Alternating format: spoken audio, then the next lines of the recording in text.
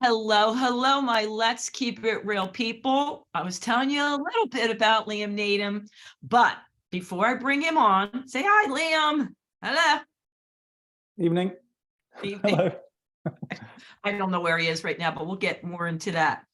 Liam is a speaker, teacher, writer, and researcher who helps people improve the quality of their life and find an effective solution to problems by learning to use their brain the right way.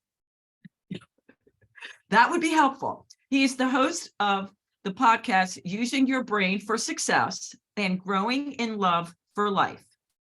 He is also a marriage and relationships coach and the author of the recently published book, Marriage Uncounseling, a counterintuitive approach to healing relationships and bringing back love. Liam, where are you today? What country? I'll have to check. Actually in El Salvador in Central America. Yeah, no, I just went here last night. Yeah, you're saying that for the last 12 years, I'm like, where do you live? And you're like, nowhere. That's so right. You travel around anywhere you want to go?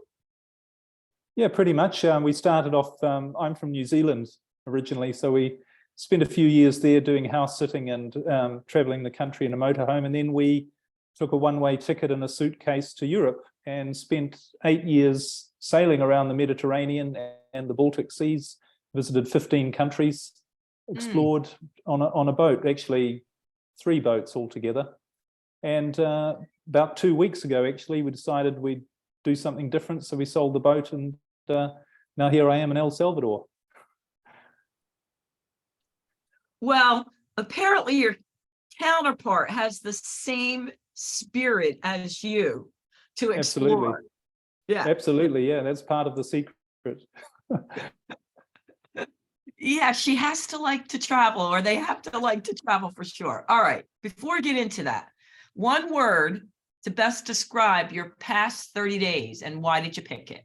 Whatever word you want to pick. Happiness. Happiness. Okay. Has it been happier than normal, or is it always happiness? It's always happiness, because here's the thing. People are chasing after success, but what is success? Success is being happy. That's it. Yes, I often say to people, you always want something, usually because you think you're going to feel better when you get it. So what if you could feel better right now, right? Before you got it. Yeah, or realize your purpose is to feel good, not to try and get things that you think will make you feel good. Ah, I like the way you said that. All right, so before you came on, I sent out your info to my peeps and the questions that you said, hey, here's some fun questions you should ask me. So we're going to just get into the biggest one. They're very curious about this, and then we'll go backwards. Okay. So the tribe wants to know, if this is not about mindfulness, positive thinking, rewiring your brain, or the subconscious, what is it about then when you're studying the brain? They're very curious, this group. Okay. Well, here's the thing about your brain. What we've all forgotten is that we are governed in this experience. Yes, we're spiritual beings and all that sort of thing, but we're here having a physical experience, and we are governed by physical laws, the laws of nature. You know, and if you think that you're not governed primarily by the laws of nature, try walking off a 10-story building and see if you go up. And you know, it doesn't, there's a law called gravity, and it doesn't matter how much positive thinking you have, or how motivated you are, or how much you pray, how much you change your beliefs, you're going to fall down. And that's the thing about us as well. We are biologically wired to be a certain, really to be successful, and which means to be happy. And the thing is that we can try all of these other things. We can try mindfulness, and we can try setting goals, and we can try chasing after all of these different things. But if we don't know how the machine that operates us actually works, we're not really going to get anywhere. In fact, what we're going to get is we're going to have stress and problems. And I think one of the easiest ways to understand this is to think about another machine. Because this thing in your head is a machine, and it's designed biologically to ensure that you are successful in your life. That's what it's there for, not just survive, but to be successful. But if you don't use it the right way, you're going to have problems. Because if you think about another machine as a motor car, now everybody, if you were to say, well, what's the purpose of a motor car? People would say, well, it's simply to get you from where you are to where you want to go. That's all it's there to do. And it'll do it in a very predictable way, in a comfortable way for you. And there's no doubt it will do its job. But the only time it won't do its job is if you're not driving it the right way. And if you drive a car the wrong way, what happens? You get problems. You know, if you're trying to have one foot on the accelerator and the other on the brake, it's not going to work. You're going to end up with problems, and you're going to end up with all this stress and struggle. And you might think, well, maybe the right way to drive a car is to get out and push from behind. And you put in all this effort and struggle, and you motivated and determined, but the car doesn't go very far, and you just wear yourself out. But it's just like that with the brain. The brain is a machine like a motor car that if you use it the wrong way, you're going to have problems. You're going to have stress. You're going to have struggle. But if you use it the right way, it's going to do the job it's designed to do, which is to give you a successful life. And what's the difference between driving a car and using your brain? The difference with a motor car, if you were to see someone trying to push a car from behind, you'd say to them, what are you doing? And they'd say, oh, I'm trying to drive this car. And you say, you obviously don't realize, don't understand, don't know how to drive a car. You don't know how it works. And that's why you're struggling. It's not designed to give you struggle, stress, and problems and a lot of effort like that. If you use it the right way, it's great, but you need to learn how to drive it. And so we wouldn't think of getting into a motor car and expecting it to take us anywhere if we didn't know how to drive it. But we're all living our lives with this thing called the brain, expecting us to take us places, and we don't know how to drive it. So that's really what I spend my time sharing with people now. And it's taken me a while to figure out how this all works, that you need to know how to drive this machine. And it's as simple as that. And once you do, all of the pieces start to fall into place, and your life turns out the way it's supposed to, without struggle, without stress. And one of the great things is without problems. Sounds hard to believe, but this is how it actually works. I'm sitting here thinking, I could just hear the people saying, well, wait a minute. You're saying they don't know how to use the brain. And I get it. If you're using something wrong, you're going to go off a cliff. But a lot of the people out there that are watching and listening to this, they think they are using their brain the right way. I mean, these are a lot of people that have been on a journey of self-discovery, self-help, and think through these different methods. They are learning how to steer their brain and not have the brain be in charge of them. So let's get right into it then, because you break it down into 4 areas of the brain, and maybe just give them an overview, because I know they're sitting there with their brains going, wait a minute. I thought I was doing the right thing. Okay, so just before I talk about the 4 parts of the brain, I want to challenge people when they think they're doing the right thing, because one of the things I often say to people who come to me for coaching and who are really stressed, and usually I work with entrepreneurs, people from all walks of life, and a lot of people with, you mentioned I do marriage and relationships as well. But oftentimes entrepreneurs are saying, look, they were like I used to be, or like I was, in terms of, they say, I'm doing all the right things. I'm setting my goals. I'm really trying hard. I'm working on my beliefs and reprogramming my subconscious mind. And I say to them, well, how successful are you? And they say, well, look at me. I've got lots of money and I'm doing really well, and, you know, etc. And I say, well, how happy are you? And they say, well, I've got stress, I've got problems, but that's a natural part of being successful, is having stress and problems. And I say, well, why do you think that is? How does stress and problems contribute to you being the best person you can be, which is your reason for being here? And I say, well, they don't actually. And I also say, so in terms of your goals, if you're really honest, whatever approach you're using, what percentage of the goals that you set do you achieve? Is it 99% of the goals that you set that you achieve? If you're being really honest, and they normally look at me a bit blankly and I say, okay, how about 90%? No. How about 80%? No. How about 50%? No. How about 20%? And I get down to about 2 or 3%, and people say, well, that's about right. So the fact of the matter is, if you're doing something and you're only getting a 2 or 3% success rate, wouldn't it be logical to question whether you've actually got the right approach? I mean, that's a bit like going to you need a heart operation. You go to a surgeon and say, what's your success rate? And they say about 3%. Are you going to get them to do your heart operation? Or are you going to say, whatever their approach is not very good? And I think we need to be honest and say, a lot of the time we think we're being successful, but we've got stress, we've got problems, we don't feel in control of our life. And we're on this treadmill of pushing and struggling and trying to achieve more, but we're not happy. You know, I lived like that for many years, and I became really successful on the outside. I was a multimillionaire. I had several businesses. I've had 18 different businesses in my life, some of them very successful, others failures, if you like. But in my mid-40s, I went from being a multimillionaire, and not only that, but being a student of success. I've been to seminars all over the world. I've read every book you can name, spirituality, religion, personal health, motivation. But in my mid-40s, I went from this successful state and knowing everything about success to losing everything, literally overnight. And I ended up having to move in with my elderly mother and sleep on the sofa in the living room in her small apartment. And I'm thinking, how did this happen to me? I know about success. I know about reprogramming the brain and setting goals, but it didn't work for me. So I thought, there's something different going on here.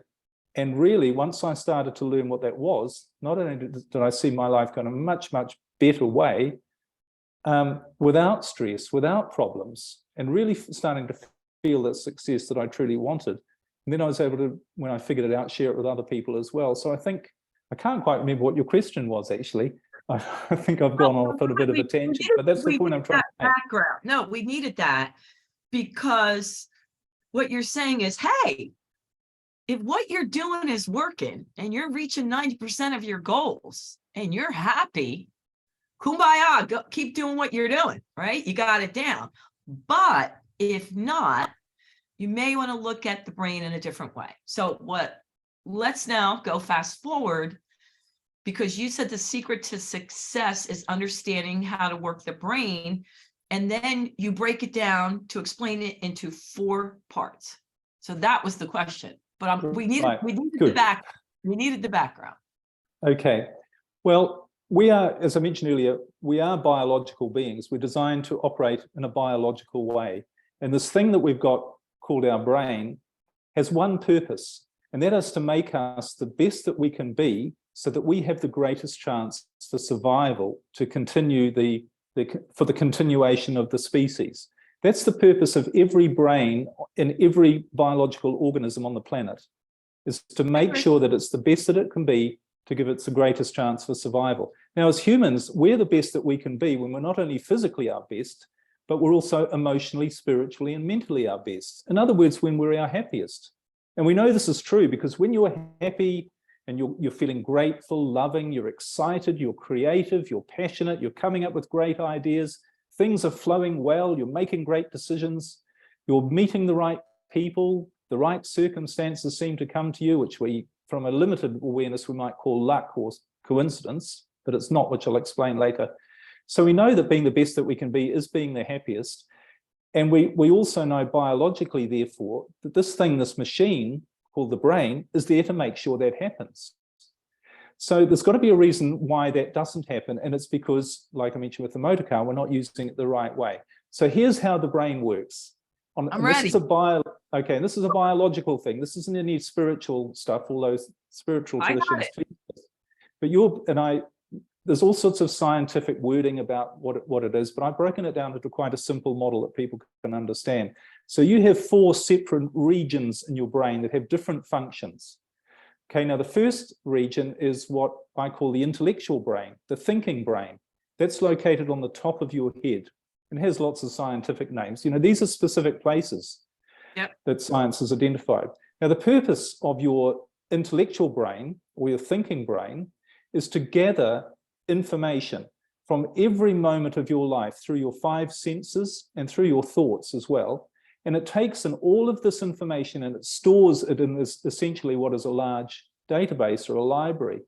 So all of your knowledge and all of your experience is stored in your intellectual brain, which you can therefore use to identify things and to communicate with other people and to come up with sense to the world, if you like. So that's the intellectual brain. The second part of your brain, which is located just below that, is what I call the emotional brain or the feeling brain. And this is responsible for generating, it actually does on a physical level, it generates chemicals that make you feel a certain way. So when you're feeling good, what it is, it's this emotional brain that creates that through a signal creates good chemicals that make you feel good. Chemicals that are called, trying to think of the name of them now. Dopamine is one, okay? And when you feel bad, different chemicals are created by your emotional brain.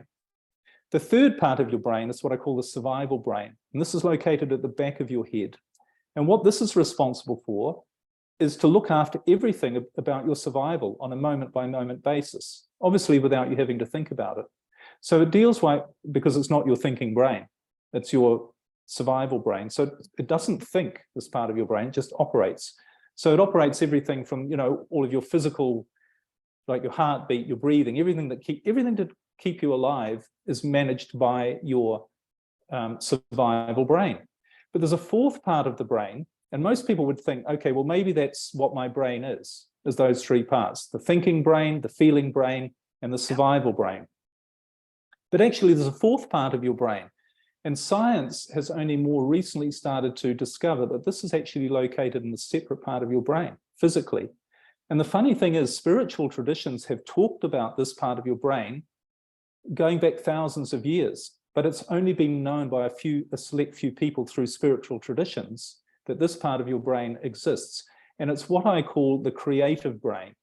Now, the creative brain, what this does, this is actually the part of your brain that's designed to run your life, because this is the part of your brain that generates your creativity, your imagination, your gut feelings about things, your instinct when you go, oh, that doesn't feel right. You know, we have these things, and they're not coming from our thoughts. They're coming from a different place.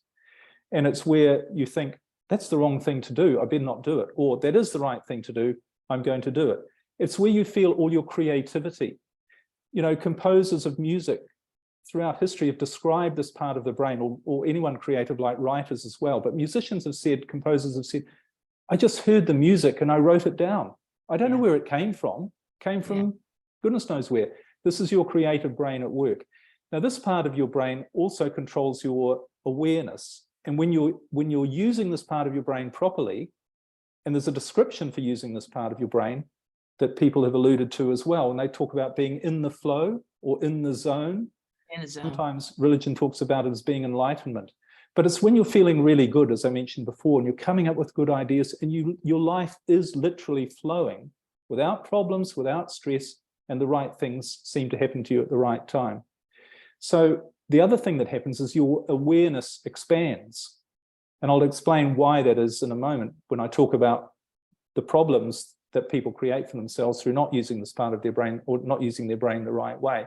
But your awareness expands and you start to see the truth about who you are, about what is your experience and what's happening around you. And as part of that increase of awareness, you start to realize that all of the good things that happen to you in your life that come along, which they do when you're using your creative brain properly, they're not coincidence. They're not flukes or chance circumstances. What they are is your creative brain doing its job to make sure that your life is the best that it can be, so that you're your best, so that you have your greatest chance for survival. So this is, when you use your creative brain, you are in the flow of your true life. You are being the best you can be physically, mentally, spiritually, and emotionally. And that's the way you're supposed to live all of the time. That's the way we're supposed to be, biologically. But what happens when we have problems? Because that's the question. Okay, well, that all sounds great, but what about, but I have problems in my life. What causes problems? Well, there can be only one cause of problems. And when you look at it from a logical perspective, the machine's not being used the right way. Because like with a car, You only end up with problems when you're not driving it right, when you're not putting in the right fuel, when you're using the engine the wrong way. That's the only reason problems occur. And in your life, problems have no benefit. When you feel stressed it's putting a tension on your body, which is damaging you. It's not making you the best you can be. It's actually shortening your life and giving you less of an experience of quality of life, not extending it. So it has no biological purpose, problems and stress. So what causes problems and stress? And how is the brain, if we're supposed to be in this state all of the time, being in the flow, being in the zone, the right things happening, putting in lots of creative effort, getting wonderful results, contributing to others, being loving, all of those things, why do we have problems and stress, and what are we doing wrong? Well, it comes back to this thing called the survival brain. Because the way you're supposed to be is you're supposed to live in this, on a biological survival state, you're supposed to live in this wonderful environment where everything goes well. But if you think back to caveman times, when the brain was sort of formed, if you like, what was their life like? Every now and then, a danger would appear in their environment. So they'd be walking along the forest and a lion would jump out from a rock. Now, we need to develop, and we still do, I guess, we needed to have developed a survival mechanism to deal with dangers, things that are an immediate threat to our survival, that come into our experience unexpectedly. And of course, there were lots of lions in those days, but there aren't many now. Now, what actually happens biologically, your brain has a mechanism to deal with those unexpected dangers. And what it does is it sends a signal, your emotional brain sends a signal in the form of chemicals, and instead of sending you the good chemicals that say everything's great, which make you feel great, which therefore keep you in this creative state, it sends a warning signal to say there is an immediate threat to your survival and you need to get out of that state and deal with it immediately without thinking. Your survival depends on it. So what the emotional brain, it sends these chemicals which create the signal of fear, stress, anxiety, and worry. And what that activates is something called your sympathetic nervous system. And I won't get any more technical than that, but what happens when you activate your sympathetic nervous system, which happens automatically when you feel fear, stress, anxiety, what happens then is you activate something which is often called the fight, flight, freeze mechanism to deal with that immediate danger. So there's the lion running at you, and your brain kicks in and says, there's a lion running at you, you have to run away. You have to react instantly without thinking and without feeling, well, maybe I can deal with this later. No, your brain just gets you to react. So you run away, or you stand and fight, or you shout for help. Whatever it is, it's an instant reaction. But here's what happens when you activate, and this is perfect biologically, and it's the most marvelous thing, one of the great things we've been given as human beings to protect us from unexpected dangers. And maybe there aren't lions around, but maybe a car comes towards you and you have to jump out of the way, or someone raises their arm at you and you have to jump out of the way or shout for help, or whatever it is. So this is a marvelous mechanism that's designed to deal with an immediate threat or danger. But what people don't realize is what happens is when you activate that, so this part of your brain is perfect for dealing with those situations, but it can't deal with your problems. It can't, and it certainly can't run your life.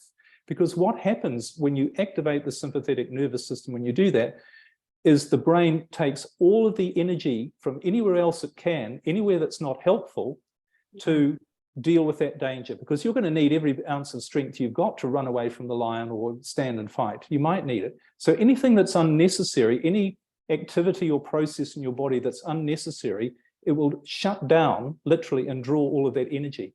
One of the things that shuts down is your digestion. And that's why often people who are stressed, or they lose their appetite when they're stressed, is because your brain is taking all that energy to use it elsewhere because it thinks it's fighting a danger. But what's the thing that shuts down most of all? It's your creative brain. So all of the resources that you have, remember that your creative brain is the part that has all the answers to what you should be doing with your life, how to solve any problem if you've got one, how to make sure you don't have problems. It's trying to protect you. Its job is to protect you from making the wrong decisions or having the wrong things happen in your life so that you create problems. That's its job. So all of those resources, imagination, creativity, intuition, gut feelings, attracting the right people and circumstances, those are all blocked off from you when you're in this fear state because they're not necessary. And in fact, they could be harmful because you can imagine, if there's a car coming towards you, you've got to jump out of the way. You don't want your brain going, yes, there's a car coming, but look at all of the beautiful scenery surrounding me and all of that. You'd be dead. It's not what it's designed to do. So here's the problem. People are trying to solve their problems. They're trying to build their life. They're trying to come up with the right things to do.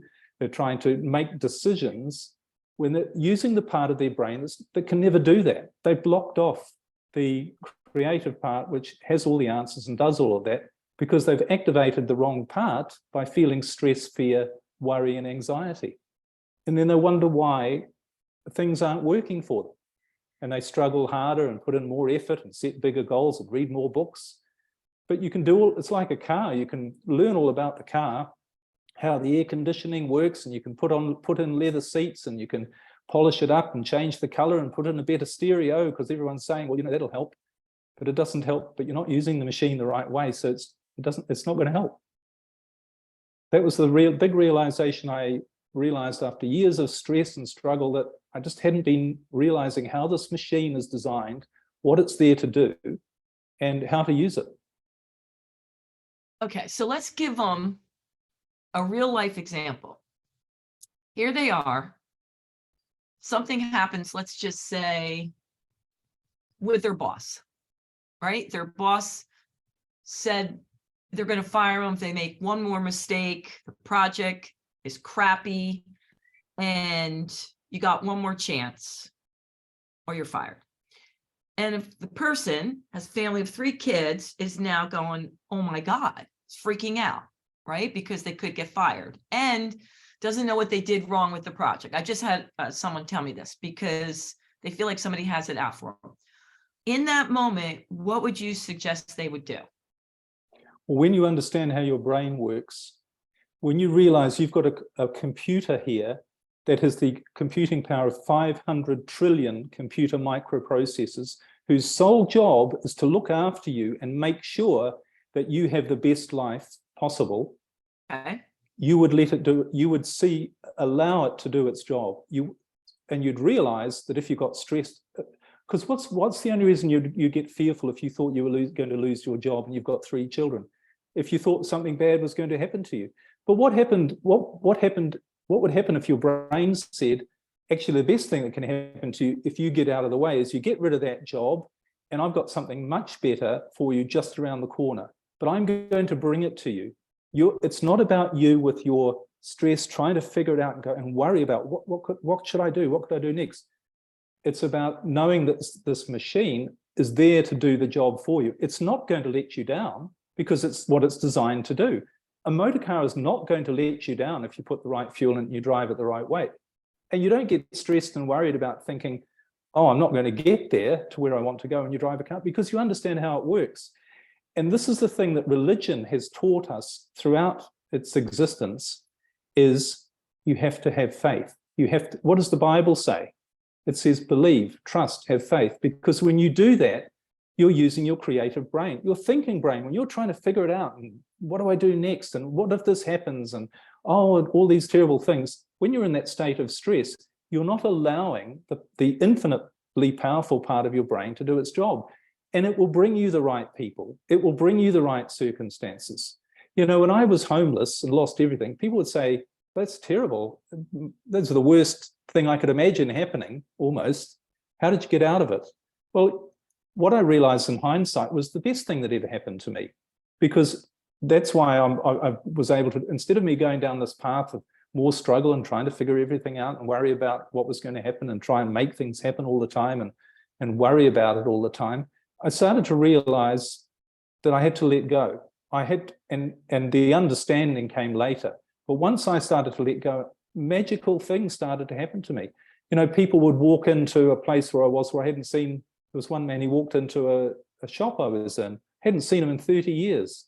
And he knew I'd been in a particular type of business. And he said, and this is when I had nothing. And he said, why don't you set up a business? Just next to me, there's a vacant premises that you could set up a business doing what you want. And I had nothing. And all of the bits came together to allow me to open that business. I even lived in the back of the business with one of those solar showers in the courtyard because I had nothing, but it all worked out. But, I couldn't have planned all of that. If I was worried and stressed, I couldn't plan that man to walk in the door and make that suggestion, and then all of the other things come together. So here's the thing, when you are worried, when you are stressed, the reason for that is you don't understand how your brain works. And that's the most important thing. Again, it says, what does it say in the Bible? More than 300 times, the Bible is one of the most, I used to be religious. I was brought up in a Christian household and I really studied the Bible. Mm-hmm. But what does the Bible say more than 300 times? Because it is the best success, one of the best success manuals on how your brain works that exists. It says more than 300 times, be not afraid. Trust. But it says those three words, be not afraid, more than 300 times. Now, why does it say that? It's not saying, this is a nice idea, try not to be so afraid. It's saying it because it's an instruction. Because it's saying when you are afraid, you activate your sympathetic nervous system, which shuts down the part of your brain that God, if you like, has given you to run your life and to make sure you have the best that you can be. You're shutting that down, you're feeling afraid.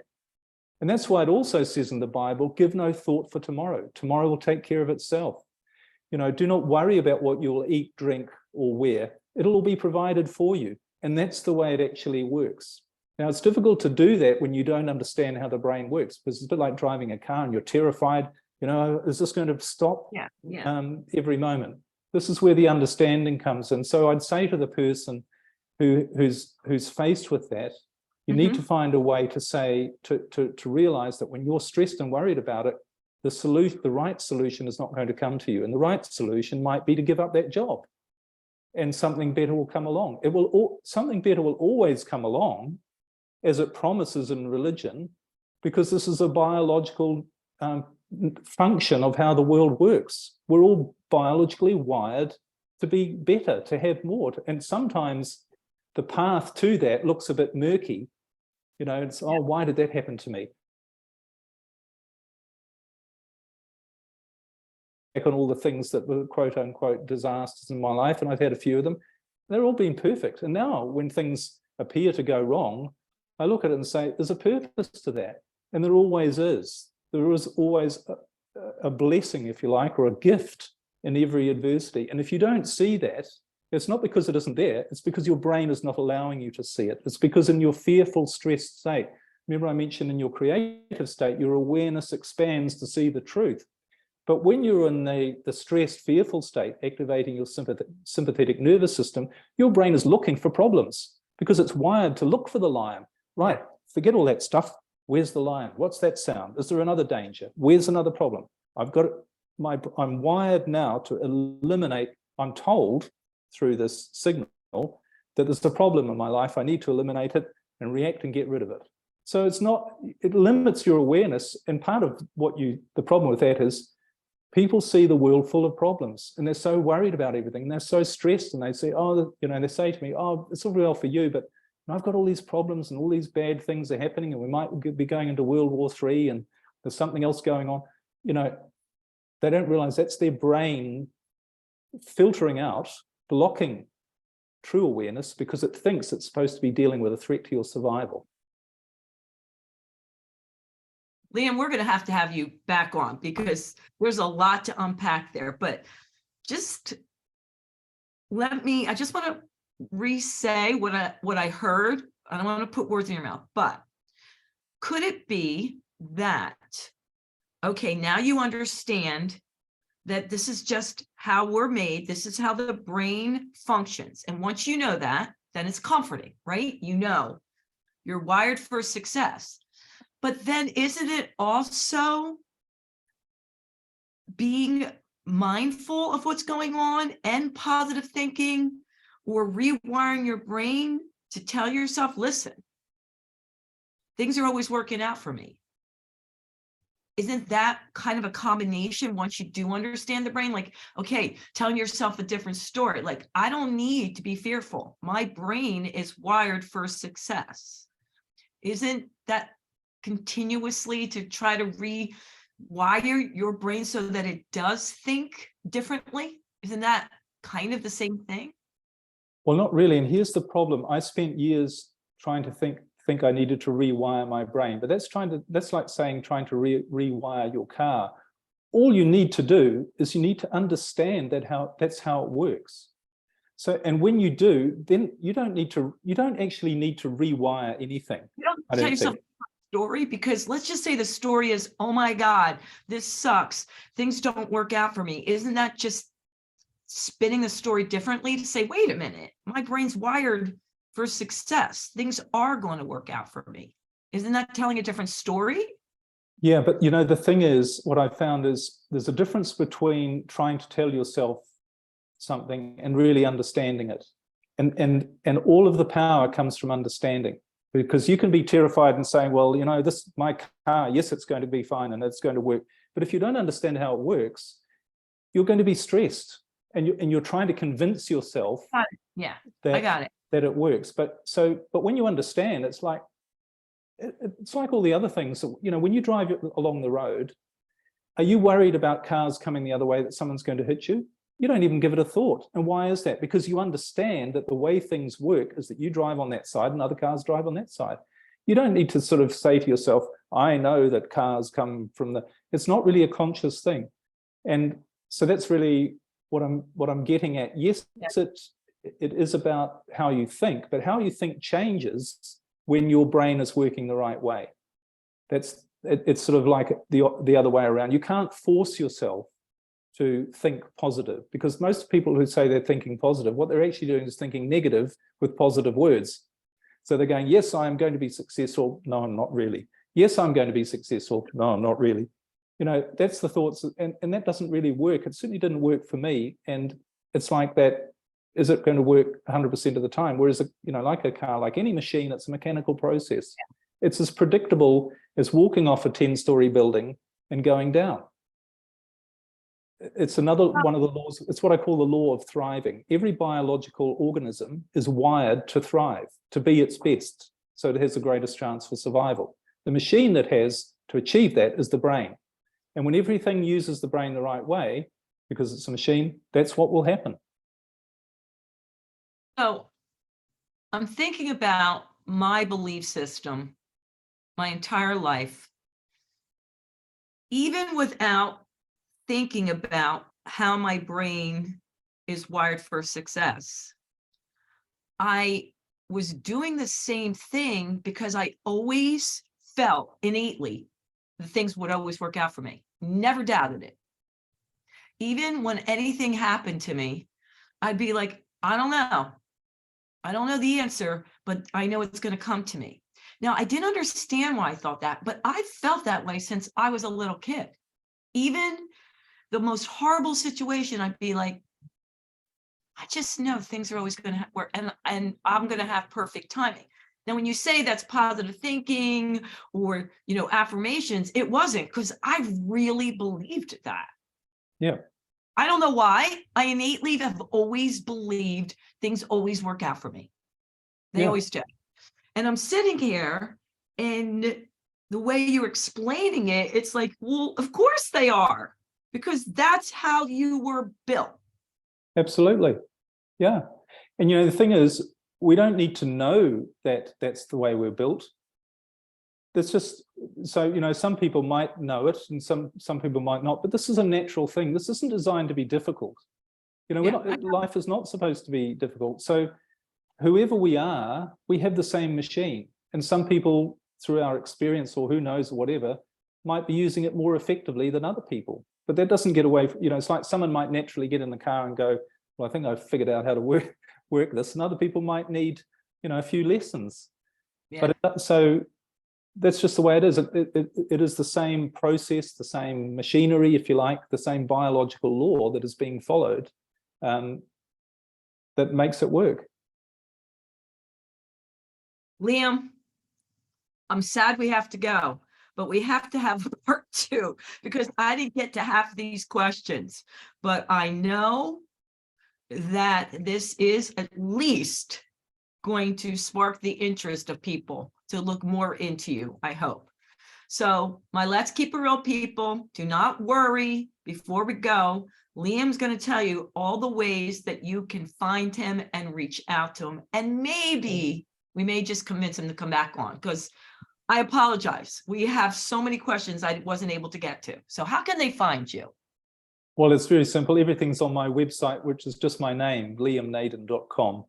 I've got podcasts there and books and courses and all about you really helping to learn how to use this machine more effectively.